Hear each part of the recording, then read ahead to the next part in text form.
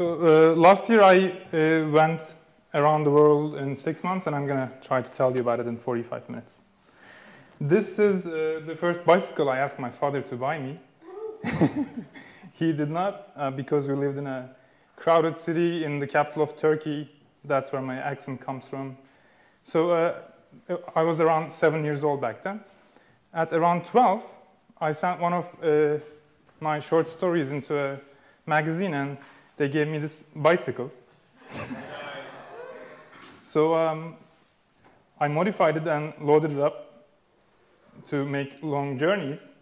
And as a teenager, I went around the country, and some of those trips took weeks.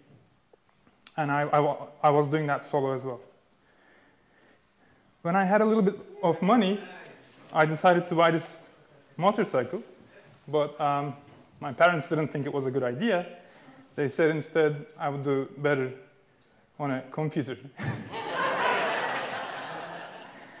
So I listened to them and became a graphic designer. And at age 27, I got my first motorcycle, which was a Ducati. And I started doing long journeys on that one too. Found out it wasn't the right bike. Got this one. These Strum Riders there. And of course, modified it to carry some luggage. And took a 10-day trip to Mexico, Baja, and loved it. And I think it was on the 4th day or something like that, I said, I'm going to do a round-the-world trip on it. And so it took me basically 20 years until I got my complete freedom on 2 wheels, from age 7 to 27. This was the route I took.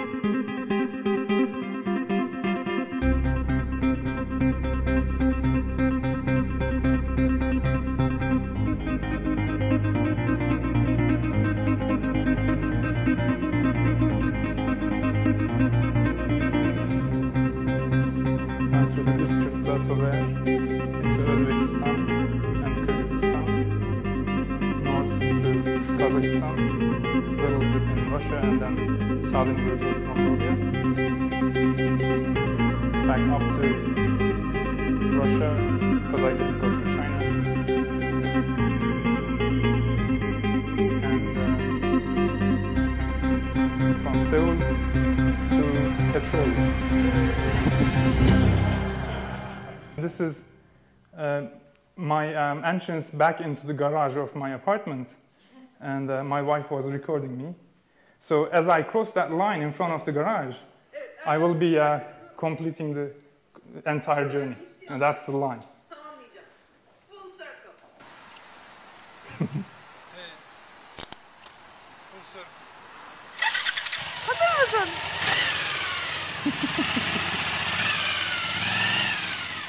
Bad timing.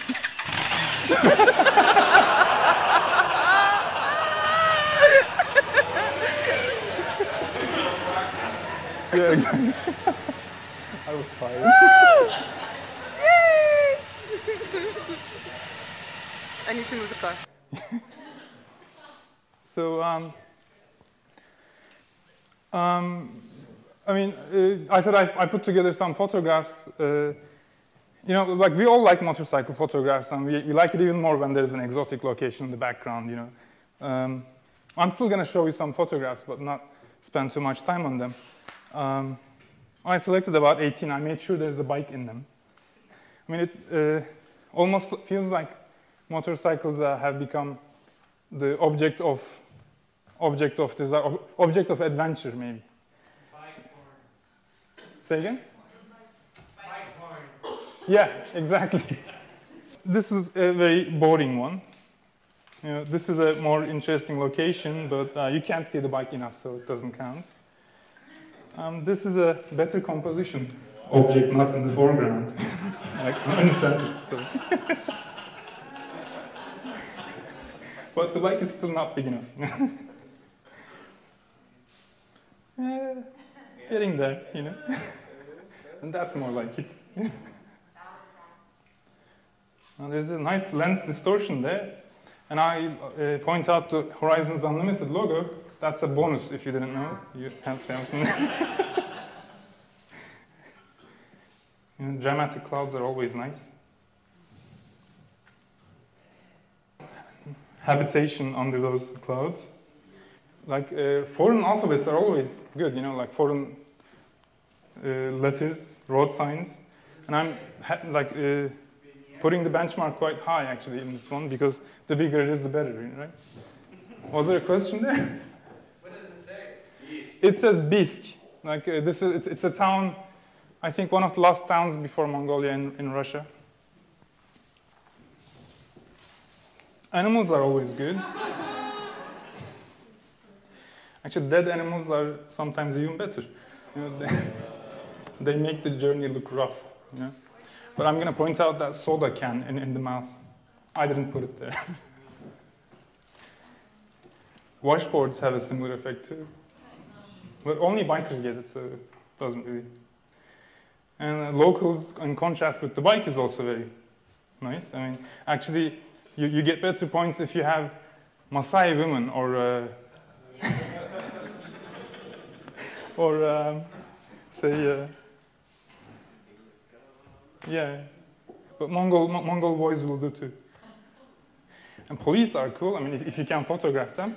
And this one is especially better because I gave him the camera and I was holding his radar gun, speed gun. I didn't get a ticket with that one. Fallen bikes are good opportunities. Like, A, it gives you a good reason to hang around a little more before you do the job of lifting it. And they also look better from that angle.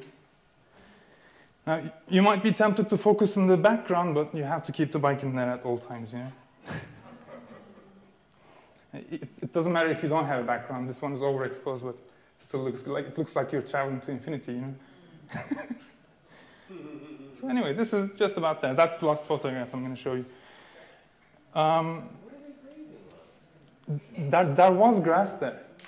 It's not visible, but there is a little bit of grass. Where is that? This is in Mongolia.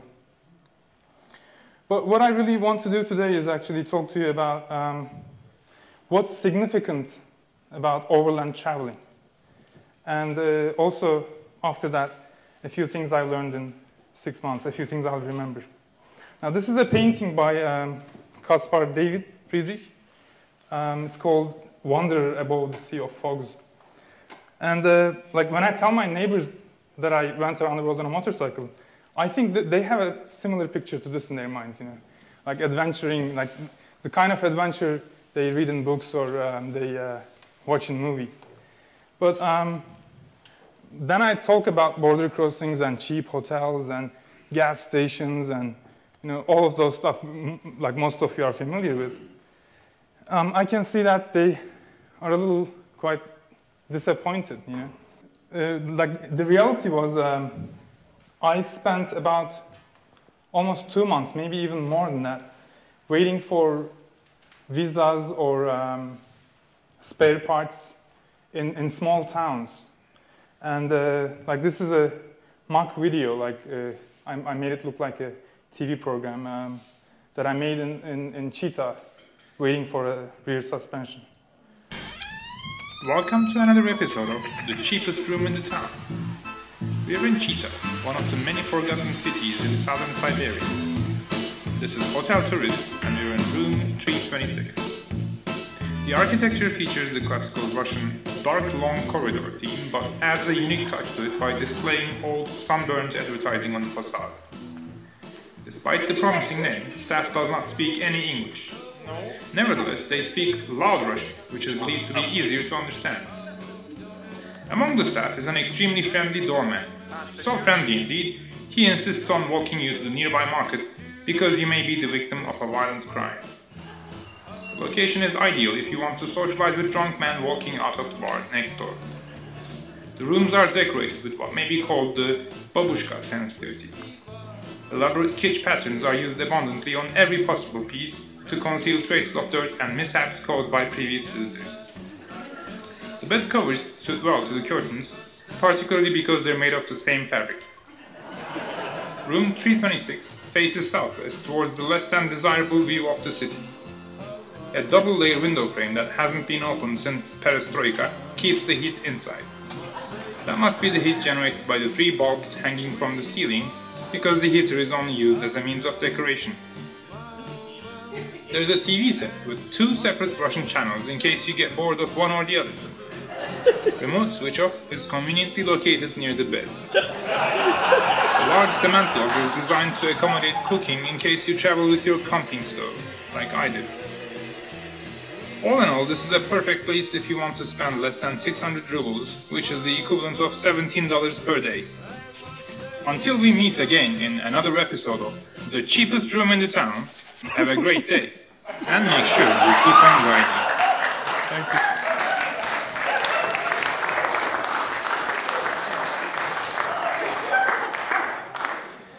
So I want to start with saying like what overland circumnavigation is not, like a little bit of demystification. First of all, I mean, you're not seeing all the wonders of the world. You're basically drawing a line around it. In some cases, it's a very long line.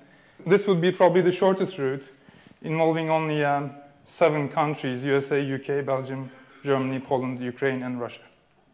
And I think Central America, with probably just as many countries, provide a probably more colorful experience. Secondly, it's not necessarily the best education you'll get compared to what you learn in 6 months of surfing Wikipedia or reading classic literature. And it's not a great achievement anymore. Like it's been done lots of times before since 16th century. Magellan did it, I think, first. I found a picture of Magellan, which looks like Grant, actually.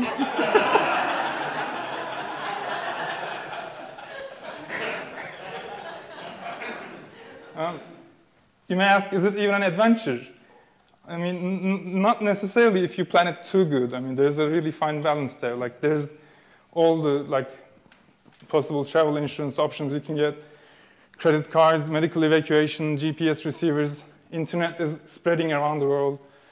Cell phones, and if you don't have reception, satellite phones or satellite transmitters. And that last picture is I think there are very advanced mapping technologies. I'm amazed by Google. They have actually included the Dalton Highway on Street View. Entire length of Dalton Highway is on there. You can just click, click, click, and watch the entire length. So I mean, it's only going to get more and more available. So, you may ask, why go? I mean, of course, traveling is very nice, and it's a great experience. It's very relaxing. But why, more precisely for us, why go overland? I mean, I got asked that question quite a few times before the trip, during it, and after it. My wife asked me. I told her that I would be reconnecting with the world, And my boss asked me, and I convinced him that it was a very good idea to take a sabbatical leave for 6 months during the economical recession. And people I met asked me why I was doing what I was doing. And I told them that I was there to meet them. Some of them were convinced, but some were not. But the only person I missed was actually myself, because I never took this question seriously and didn't answer it before the trip. All I knew was I wanted to go far away on my motorcycle, and that far away was probably somewhere around Mongolia, and that happened to be at the other end of the world. So nobody at the time wanted to come with me, and ergo, solo RTW around the world. But I realized that this why go question is actually a tricky one. It's not really valid, because moving is the natural state of life. everything moves. I mean, even plants do. We as humans have been around for 200,000 years and have stopped moving, settled down only for the past 10,000. So I think we are doing an exception by staying where we are. And we're probably missing something.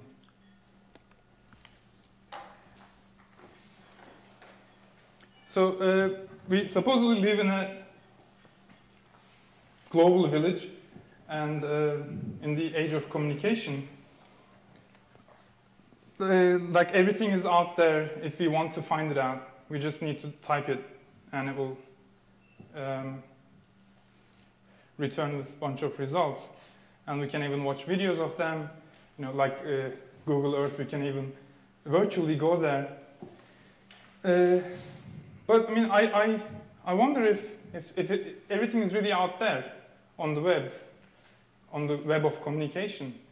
And if it is it like, do we really want to make it a part of our lives? Do we know how to make it a part of our lives? I made a little research about what was the most common keywords entered on YouTube. The first one is quite silly. I mean, you're on YouTube, but you type video. The second one is sexy. And the third one, probably because that doesn't return any good results, is sex. The fourth one is music. Fifth is rock, rap, and funny.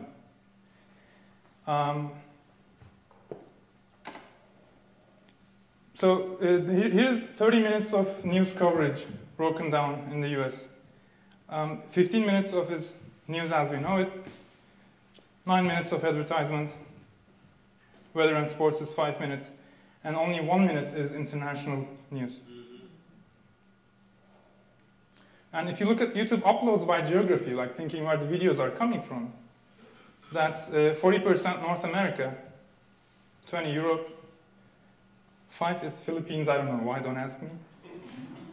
3 is Brazil, and 3 Australia, and the rest, 30% is shared by all the other 180 countries, which gives you a 0.1. So out of 1,000 videos, coming up with a video uploaded from, say, Kyrgyzstan is probably like 1 in a 1,000 chance.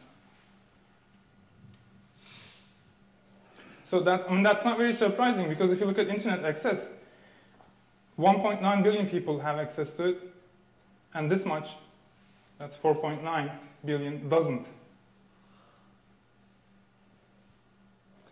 And like there's 5.2 billion people living with electricity, but 1.6 is living in darkness. Like that means they either run car batteries or candles and or live in darkness. If you look at the distribution of wealth, if you imagine the world is only 100 people, the upper 20 and the middle 60 and the lower 20. The lower 20, the poorest 20 people, share only 1% of the wealth, and the rich share the 75% of the wealth, and the middle 60 is 24.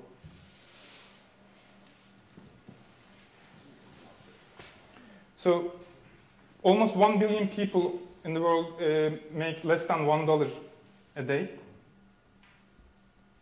And in order to include half of the population there, you need to go up only 2.5. So half of the population is making $2.5 a day. And that's probably where we are. So I mean, there's lots of more things, these like more of those statistics, and you can find them on the net. Like this is one of the websites I got them from. I mean, to sum it up, I think what we are doing, what everyone in this room is doing, is significant. Not because of the distances we make on our motorcycles, but because of the growing distance between people. You know, overland traveling, I think, includes the best and the worst, like those statistics do, but also, most importantly, everything in between those two. When you go somewhere and when you travel overland, you witness everything. Like this goes not only for people, but also for geography, environment, and everything else. So we experience on our vehicles or by bicycling or by walking an unmediated diversity of things, not pre-selected or filtered by anything or anybody else. Every traveler is a moving point in an infinite combination of time and space. Every journey is a sample taken from the rich pool of life. I mean, this is really almost scientific for me. Like, every one of us goes out there and lives something, and we bring it back and share it with each other. I think that's a very, very valid and important source of information. So I want to quickly go through 9 things I'll remember after this trip. So the first thing is the world is round. At least mine was, because when I came back, I found out that I arrived at the same spot. I mean, I wasn't expecting anything to change in 6 months. It's not a very long time compared to some of the other trips. But at least I was hoping to answer some of the questions I had in my mind about my life back home. That didn't happen. I mean, I think around 200 miles shy of Khabarovsk, I said, oh my God, I still have those questions in my mind, you know. So traveling is about itself, really. It's not about your life back home, or it's not about those questions. Travel has its own questions and challenges, and you're too busy traveling to answer the ones back home. So secondly, traveling can make you feel out of place.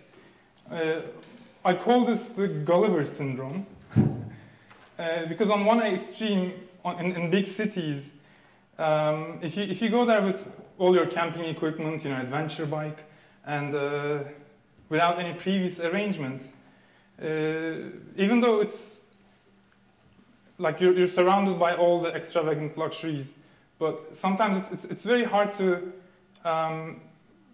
find the most basic needs. I mean, in order to just go to the restroom, you may have to park in a 6-story parking lot, you know. So I thought at some point it was difficult to discern between being a traveler and being homeless. You know, I included this video of Chaplin because I think it really nicely portrays that feeling of being out of place. On the other extreme, on some of the places you visit, the standards of living are so low that you're enjoying higher ones on your bike.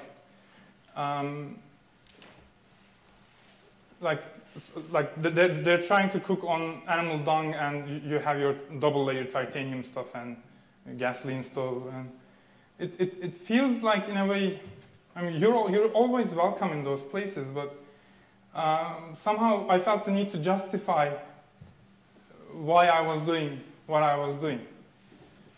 And it felt like it would be much easier if I said that I was, I don't know, making a movie or doing a research or raising funds, you know, something like that. Somehow externalize my motivation.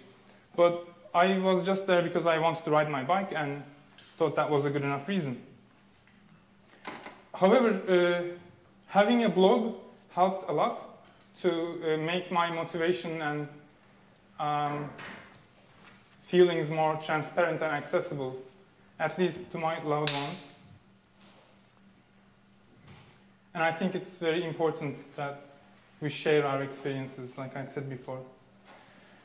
Thirdly, I think people are, I was going to say people are good, but people are inclined to be good. Maybe I was too lucky or just plain naive. I didn't meet anyone bad, you know. I mean, a few people came close to being maybe offensive or threatening, but nothing serious happened. I believe people behave according to how they are perceived by others around them. It's almost like you have your part in a play. If you approach people in a certain way, chances are, I mean, you'll never have to defend yourself and you'll always be received well. I think bad stories probably travel more than the people who tell them. In most cases, the level of hospitality was enough to put me in shame. You know? People were extremely welcoming and they did things to help me without expecting anything in return. I mean, it was even a bad idea to suggest a return. You know? You receive this unconditional acceptance, which makes you change. You know, it changes you from within. When you lose your language, I don't know if this happens to you, but I got asked so many questions about my bike, you know, how fast it goes, you know, or where I'm coming from, what I do. It somehow becomes very boring to try to explain yourself. So actually, I liked losing the language. I was just reduced to being an observer. People stopped talking to me, but I gained something more valuable, which was perception. I started watching people, trying to understand their motivations, trying to understand how they're acting. Well, there is something we are missing. That's the fifth thing. When we are free to choose what we want, we tend to create a world occupied with our preferences and what we, like our desires, and somehow our environment becomes a reflection of ourselves.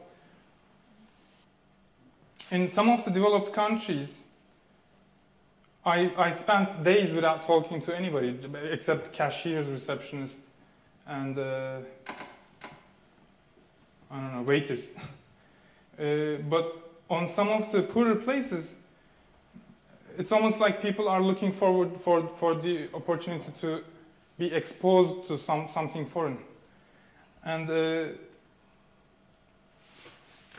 interestingly, some of those countries are also governed by very authoritarian regimes, and there are some regulations. I think China not allowing vehicles is part of this. Also, Uzbekistan requiring registrations for each night you stay in a hotel, and also Russia used to do that, and they are still doing it, but it's not very serious. I think those regulations are in place because the governments are trying to keep people away from foreigners. They are trying to avoid homestays and things like that. Like if you're a tourist, you should act like a tourist. But I found that it was it was definitely worth it to miss a few registrations and stay with people. I mean, there should be a healthy balance between comfort and exposure to external elements. I think that's what most of us is missing under the name of development. I mean, it's great to be free to choose what you want, but it's sometimes wrong to assume you know what it is. So exceptions are precious.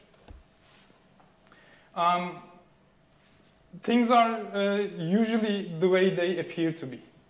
And shallow defensive approaches will usually prevail. But if you miss out the exceptions, you miss out really valuable stuff. On my first night in Kyrgyzstan, I camped by a lakeside, and there wasn't really anybody around. And later that night, I was visited by 5 drunk young Kyrgyz guys who didn't really want to leave without causing some trouble. A poor family was living nearby. There was no husband. I thought he was probably dead or maybe away. The wife, she was alone with an older man. She noticed that there was a discussion going on and she came out. I mean, that was very brave of her. And she started arguing with them and defending me against those guys. There are some common words between Kyrgyz language and Turkish, and I was trying to understand what they were talking about. As far as I could tell, I mean, she told them that I was a konuk, and the guy was saying he's not Kyrgyz, he has to pay us money. Then she said something more interesting. She said, you are also a konuk. A konuk means guest. She brought something very important in her traditional understanding of how guests should be treated. I think her understanding, her wisdom was putting humanity above nationality. And if you look back on the events that happened this summer against ethnic Uzbeks living in Kyrgyzstan, you know, I think her logic was what was missing in the picture. And by just looking at the image of Kyrgyzstan now, I would feel that it's dangerous to go there. But that would be wrong because there are people like her in Kyrgyzstan that's great to meet with, you know. Well, distance is an illusion, both literally, and also there's this, probably most of us have felt this, there's an uncanny feeling that comes from the knowledge of being like thousands of miles away from your home and anything familiar to you.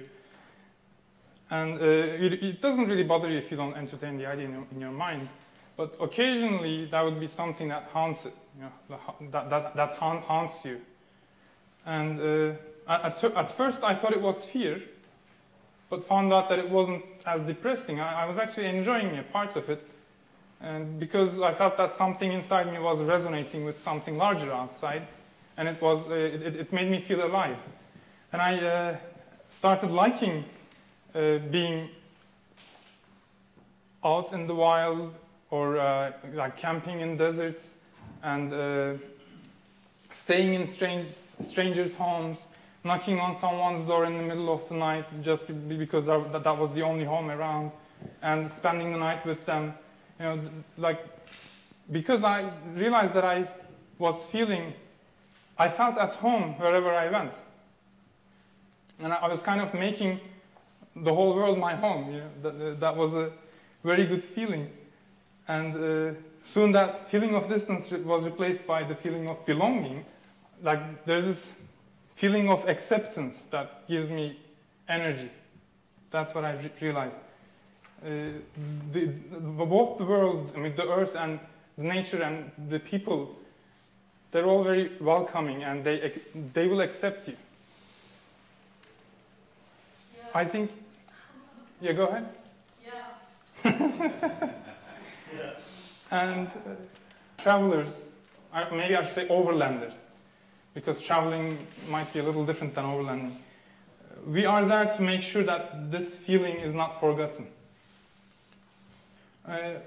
This was said by a guy I met in Samarkand, I think. He said, hosting travelers is the best way to travel when you're home. I think it's very wise to say that, because travelers are almost like a migratory species of animal, you know.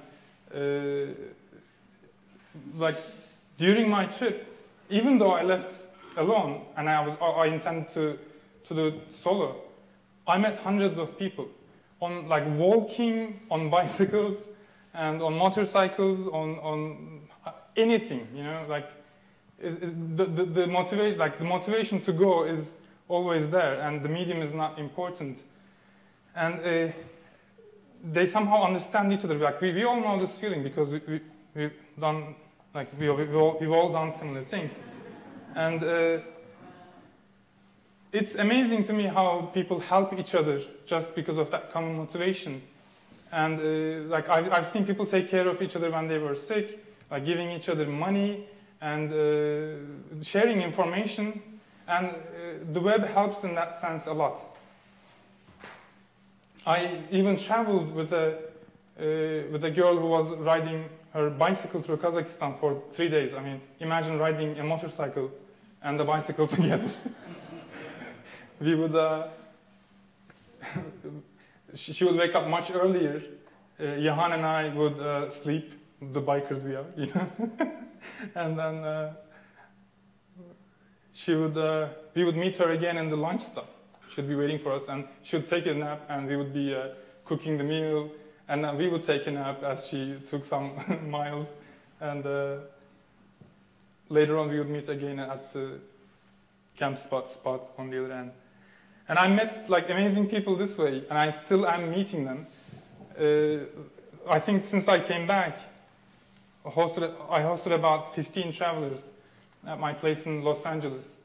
And somehow their journey becomes your journey as well. The last thing I want to say is that we need to keep moving. It really doesn't matter where we are going, like where we are able to go. But somehow being on the road is an essential part of our nature, and we need to remember that. So I think it's possible. I'm hoping for myself too that it's possible to keep on doing this and keep on seeing the world, not just A and B, but all the way between by overlanding. That's my blog.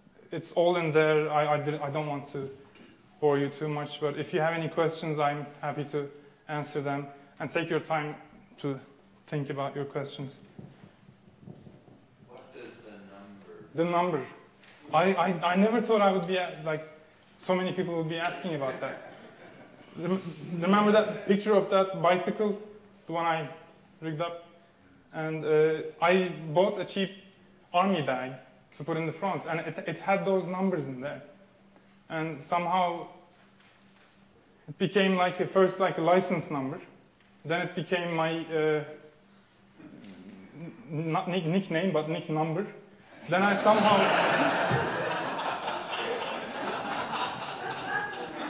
somehow adopted it because I realized that was, you know, one number in the world, and it didn't have an owner, and if I owned it, it would be my number, and probably no one else would be having it. And soon the internet came, and it was useful as a nickname, and that's my avatar on the horizons too. Another question about time. Yes. As you talk about belonging, sort of getting that feeling of belonging. Yes. Eventually in the trip. How long in your journey did that take before you found yourself at home everywhere? Yeah. The first feeling that I confused with fear actually happened in Los Angeles, California area, riding through the night and through the woods, you know. But then, as I was in Kazakhstan, my bike broke down. My suspension had a legendary problem, and like that went on for rounds and rounds of interruptions. Interruptions are the journey. I agree with Ted Simon on that one, but the interruption has to end somehow for the travel to continue to. Otherwise, it's not an interruption. So in Kazakhstan, I spent wonderful time with an ex-Russian motorcyclist. His name is Lyosha, and his wife, his Uzbek wife, Shura and Mukaddes, who were working there. And we didn't talk much because we couldn't, but I became a part of their lives. And it almost felt, I mean, this has a very schizophrenic part to it too, you know. Like you jump into another life and everyone is very welcoming and you feel like you've been there. You've been there before, and you can just as well continue. So I think that was the first time I felt that unconditional acceptance. But after that, towards the end of the trip, I think around the 4th month, I was really enjoying it. I felt great, and I felt like I mean, also there was this assumption that somehow I wouldn't be able to continue because I would damage myself or the bike at one point. You know, 6 months was probably just long enough to make it. That's not true. I felt great at the 4th month, and felt just better for the rest of the trip.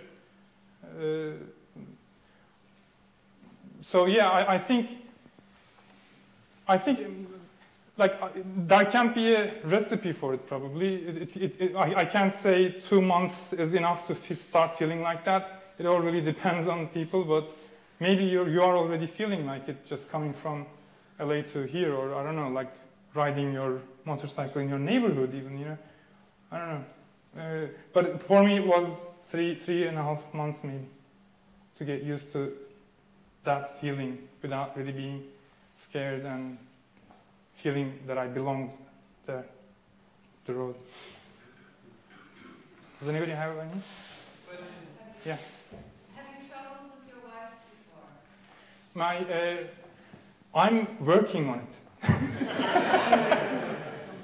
I'm working really hard on it. I think this Ladies on Loose DVD is going to help. But we did short trips. She she bought a motorcycle about like after my return, and we did like small trips around town. But she doesn't feel very comfortable yet. So, but I'd love to do that. What about the club? Would you consider doing club trips? I don't know. It really depends on her. I mean, I'd love to have my wife on my behind. You know, I don't know if she wants to watch my helmet or like do her own riding. I think it would be preferable if she was on her own bike too, because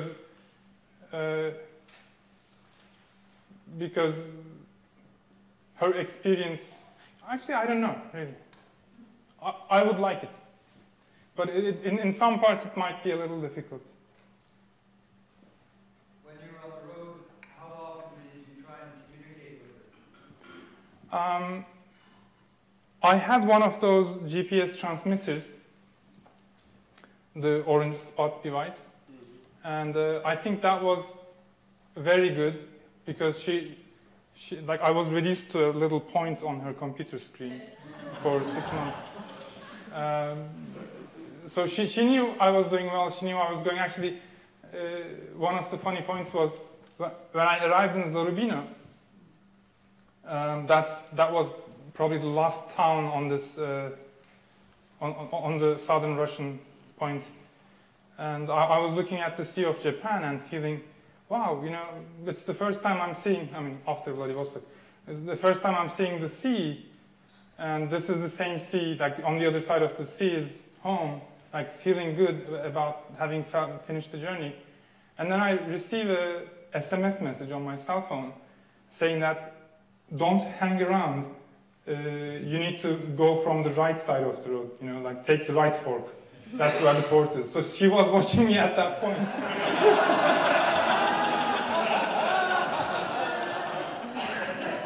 I mean, if anybody wonders, you can turn off that device too. So. Thank you.